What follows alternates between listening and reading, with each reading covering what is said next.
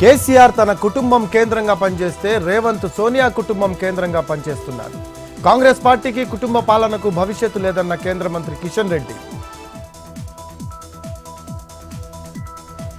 రేపు మంత్రులు ఎమ్మెల్యేలతో మంత్రి లోకేష్ సమావేశం. అసెంబ్లీ సమావేశాలు, ఎమ్మెల్సీ ఎన్నికల తాజా పరిణామాలపై చర్చ.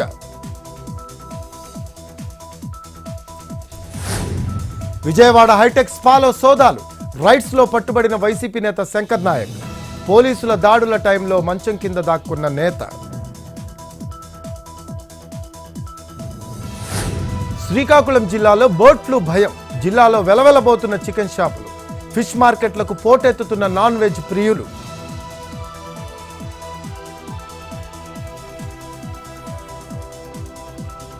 ఉమ్మడి పశ్చిమ గోదావరి జిల్లాలో దారుణంగా పడిపోయిన చికెన్ అమ్మకాలు. జనంలో ఉన్న అపోహలు పోగొట్టేందుకు చికెన్ మేళా పేరుతో ప్రత్యేక కార్యక్రమాలు. చికెన్ వంటకాలు ఉచితంగా పంపిణీ.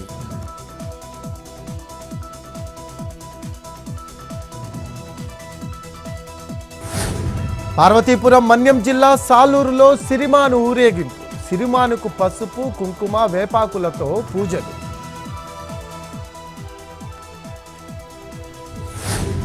అన్నమయ్య జిల్లా వీరపల్లిలో ఇసుక ట్రాక్టర్ అడ్డుకున్న గ్రామస్తులు. రోజు వందల సంఖ్యలో వాహనాలు ఇసుక అక్రమ రవాణా చేస్తున్నాయని ఆరోపణ. అధికారులు పట్టించుకోవడం లేదు అంటూ ఆగ్రహం.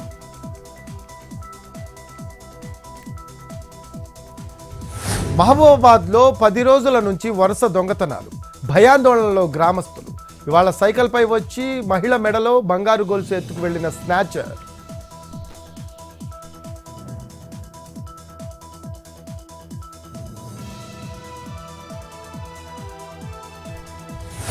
నిజామాబాద్ జిల్లా ధర్పల్లి మండలం నల్లగుట్టలో గ్యాంగ్ రేప్ కలకలం. ఓ యువతిపై 4 యువకులు సామూహిక అత్యాచారం. అనుమానితులను అదుపులోకి తీసుకున్న పోలీసులు. ఖమ్మంలో ఆధ్యాత్మిక శోభ. 3000 మంది భక్తులతో 108 సార్లు హనుమాన్ చాలీసా పారాయణం.